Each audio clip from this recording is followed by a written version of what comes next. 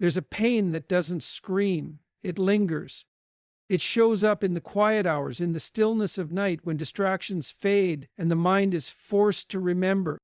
You see, when someone hurts a soul that meant them no harm, when they betray loyalty, mock vulnerability, and take love for granted, they don't walk away untouched. They may smile, they may pretend nothing happened, but deep inside, something begins to rot. Regret is not instant, it's a slow-burning truth. At first it whispers, then, over time, it shouts. And the very person who thought they got away with it begins to drown in the realization of what they destroyed. You were not weak for feeling, you were not wrong for caring, but they were reckless for thinking there would be no price. Because life always sends the bill, and eventually their regret of hurting you will eat them alive. Actions echo in the soul. When someone chooses to hurt another person, not by accident but through conscious neglect, betrayal, or manipulation, they're making more than just a moral mistake. They're planting a seed deep within their own psyche. In the moment, it may feel like power. It may feel like control. They may even justify it to themselves, convinced that their actions were necessary, deserved, or inconsequential. But the human soul is not that easily fooled. Our minds record what we do, and they don't just record the facts, they record the truth. And truth has a habit of echoing. The echo isn't always immediate. In fact, it usually waits until the noise of distraction fades, until the person who caused harm is finally left alone with her own thoughts. That's when it starts. The questions, the flashbacks, the quiet sense that something isn't right. At first, it's subtle, a feeling they can't quite name, a tightness in the chest when your name is mentioned, or a sudden discomfort when they're reminded of the past. But the longer they try to suppress it, the louder it becomes. Human beings are not designed to escape conscience forever. Even if someone has numbed themselves, even if they've trained their mind to silence empathy, time always finds the cracks. Eventually, that echo becomes a voice, not from outside, from within. And it begins to ask the one question they can't answer without pain: what did you do? The truth starts to knock, then it bangs, then it breaks through, and once it's in, it doesn't leave. This is the psychological toll of wrongdoing. It's not just about whether society holds someone accountable, it's about whether their own soul does. Because when someone hurts a good-hearted person, someone who showed them trust, loyalty, compassion, they're not just hurting the other person, they're damaging the part of themselves that was still capable of love. And no matter how far they run, that loss follows them. What they did may not haunt them today, but it will, not because you wish them suffering, not because you want revenge, but because no lie told to the soul can live forever. And when truth wakes up, it doesn't knock gently. You paid the price first, but they inherit the debt. When you were hurt, truly hurt, it wasn't just an emotional moment. It was a storm within your soul. You carried the weight they gave you, the confusion, the disbelief, the ache that came not from a stranger, but from someone you trusted. You questioned yourself, your worth, and your place in their life. You internalized the pain. For a while, it felt like you were the one being punished for loving, for caring, for showing up. It felt like you were the only one who paid anything at all. But here's what time reveals: the emotional pain you carried was only the first cost. It was raw, it was visible, but it was honest. You faced it, lived it, and eventually began to heal from it. You suffered openly. But they, the one who caused it, didn't escape cost. They just postponed it. Because when someone wounds another person, there is always a debt.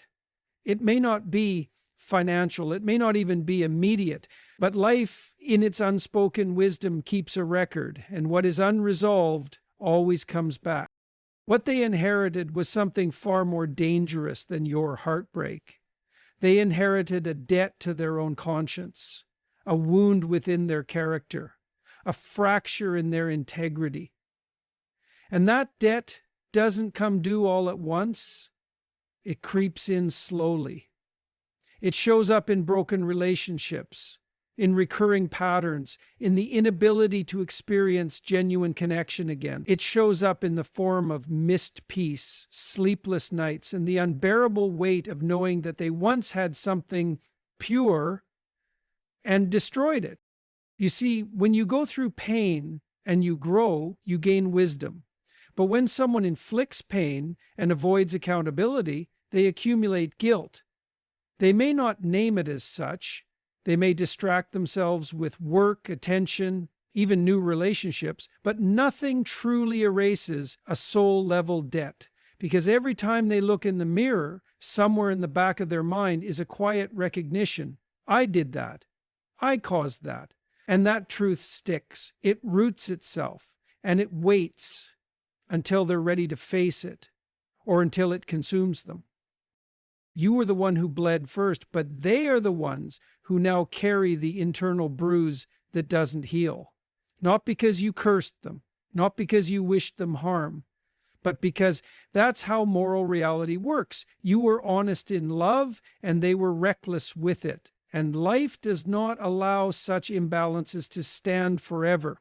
What you paid in pain, they now pay in regret, and that regret compounds, interest building over time, until it cannot be ignored. This is the quiet justice of the universe. Those who cause pain must one day answer to it, not to you, to themselves. Time forces confrontation with the self. One of the greatest illusions people carry when they hurt others is the belief that they can move on without consequences, that they can leave damage behind and never look back, that if enough time passes, the memory will fade, and with it any trace of guilt or responsibility. But time doesn't erase the truth. It reveals it, slowly, relentlessly. And eventually it forces a confrontation, not with the person they hurt, but with themselves. The truth about who we are has a strange way of finding us when we're no longer trying to perform for the world. In the quiet hours, when there's no audience, when the noise of distraction dies down, the self reappears. And for someone who's caused harm, that moment of stillness can become unbearable, because they're no longer looking at the version of themselves they tried to portray. They're looking at the version they tried to bury. The one who lied, who walked away, who took something pure and mishandled it. And make no mistake, even if they've convinced others that they were justified, that it wasn't that serious, that you were the problem, deep down the truth still exists. It lives inside them, behind the masks, beneath the rationalizations. It's not just a memory, it's a mirror. And time, being what it is, only sharpens the reflection. There comes a point in every person's life where they are forced to sit with their choices. Sometimes it's triggered by failure or the collapse of something they thought was secure. Sometimes it's loneliness that brings it out, or a relationship that doesn't work because they can no longer give what they once destroyed in themselves. Whatever the trigger, the result is always the same, a collision between who they pretended to be and who they really are. And that's where regret lives, not just in the past, but in the gap between potential and reality, between what could have been and what they chose instead. They start to remember how you showed up, how you loved them, how you stayed when you could have left, and it dawns on them they had something rare and they couldn't recognize it. Worse, they heard it, and by the time they're ready to admit it, the damage is already done. You're gone, you've grown, you've transformed, but they're still stuck in that moment of loss, unable to rewind it. That's the haunting part. You're no longer suffering, they are, because now they have to live with the version of themselves that let something sacred slip through their hands. And that's not something they can fix with words or undo with time. It's a wound that festers inside, the kind that can only be healed by deep self-awareness, real change, and sometimes not even then. This is what life does. It waits, it watches. It doesn't always punish in the moment, but it always circles back. And when it does, it brings the mirror. And the ones who hurt others are forced eventually to look, not at you, at themselves. And what they see is often unbearable. You don't need revenge. Life handles the justice. There is a point in the healing journey where you realize that revenge is no longer your language. Not because the pain disappeared, not because you've forgotten what they did, but because you've grown too much to carry the weight of vengeance. You start to see that trying to get even only binds you to the same energy that broke you. And ironically, the moment you release the need for revenge is the moment justice begins to unfold. Quietly, but powerfully. You see, life has a strange and intricate way of settling the scales. It doesn't always happen when we want it to. It doesn't always happen how we imagine, but it does happen. Because every choice made against truth, against loyalty, against love, eventually loops back, not through supernatural punishment or cruel karma, but through the simple mechanics of emotional and spiritual consequence. When someone discards you, mistreats you, or manipulates your loyalty, they may think they've won something, power, freedom, a momentary advantage. They think they've ended the chapter. But what they've really done is set something in motion that will outlive the thrill of betrayal. What they don't realize is that by hurting someone who meant them no harm, they've started a quiet war within themselves, and it's a war that no one else sees. You don't need to punish them, because life does, not in ways you can orchestrate, but in ways far more personal and lasting. Their punishment is in the people they attract after you, people who mirror back to them the truth of who they've become. Their punishment is in the relationships that never quite reached the depth they had with you, because they've already burned the bridge that once led them to emotional safety. Their punishment is the moment they wake up and realize the very thing they thought they could easily replace was actually irreplaceable. And here's the irony. The more you rise, the more your healing becomes their consequence. Every step you take toward wholeness, every ounce of peace you reclaim, every time you grow beyond the version of yourself they tried to break, it reminds them of what they lost. Not because you're trying to hurt them, but because your existence now stands as proof of what they failed to honor. Revenge is reactive, growth is redemptive, and your wholeness is the justice. You were never meant to destroy them. You were meant to outgrow the version of you they thought they had control over. And in doing that, you become something they can never touch again. Not because you're bitter, but because you've become untouchable by the very thing that once wounded you. Life doesn't forget. It doesn't always shout when it brings justice. Sometimes it whispers. And it whispers loudest in the ears of those who once thought they'd never hear from consequence again. That's why you don't have to chase revenge. You only have to heal. Because healing is the reckoning. You were the test they failed at. Not every connection in your life is a gift. Some are tests. Not every person sent your way is meant to stay. Some are placed in your path so that the fabric of who they are or who you are becoming can be revealed. And what many fail to understand is that when someone crosses paths with a soul that is loyal, deep, loving, and rare, they're not simply meeting a person. They're being given a test, one of the most sacred kind. You were the test. You were sent into their life not to fix them, not to carry them, and certainly not to be broken by them, but to reveal something. Your presence was the opportunity. Your love was the mirror. And what they chose to do with that love, with that presence, wasn't just a reflection of how they saw you, it revealed how they saw themselves. And when someone mishandles that kind of gift, when they take kindness for weakness, loyalty for control, or vulnerability for foolish, they're not passing a test, they're failing it. What most people don't understand is that life observes what we do with grace. It watches how we treat the ones who show up with sincerity, the ones who give us their time, their attention, their care, without manipulation. These moments are sacred, they are rare, and they are heavy with consequence. Because mishandling such moments isn't like making an ordinary mistake. It's a betrayal of something bigger than convenience. It's a betrayal of soul. You showed up in their life as a chance to choose differently, to grow, to reflect, to heal. And instead of rising to meet that opportunity, they chose ego, they chose fear, they chose patterns of self-sabotage. And in doing so, they failed something deeper than just a relationship. They failed a divine invitation to become more than they were.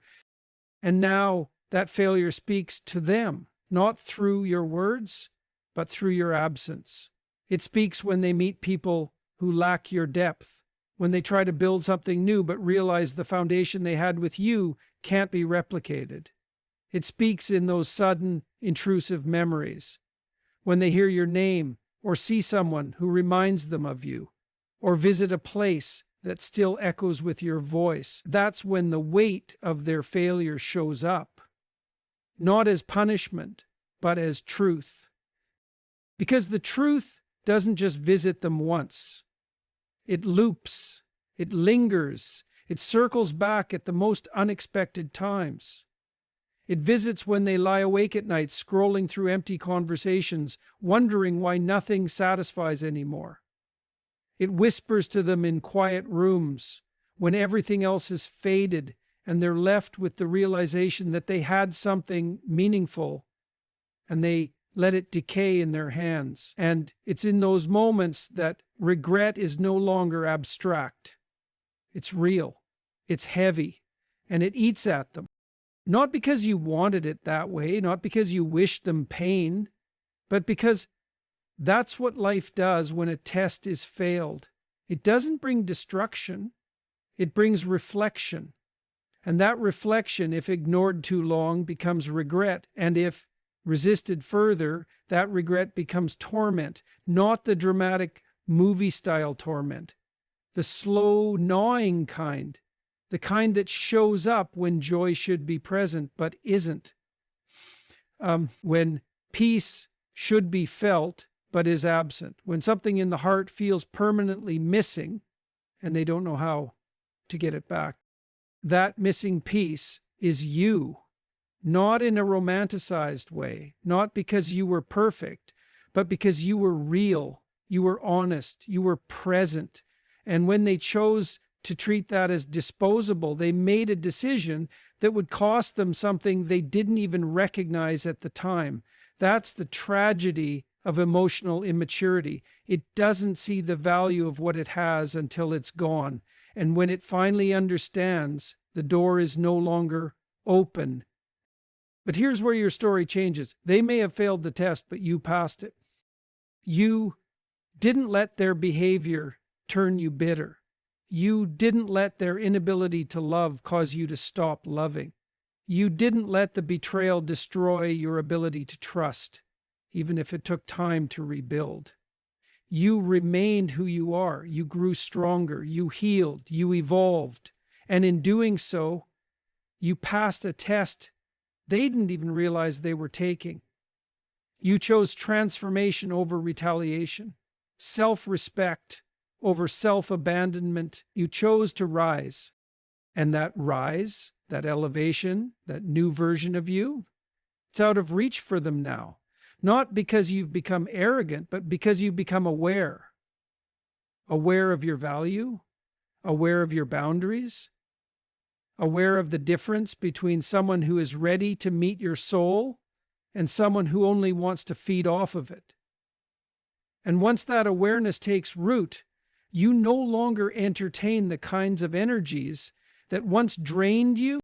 Their regret is now their teacher. And it's a brutal one because it doesn't offer comfort. It doesn't offer shortcuts. It simply holds up the mirror and asks the same question every day. What did you do with what you were given? And they know the answer. You were the test and they failed it. But you became the lesson. And that lesson will echo in their life far longer than your presence ever did.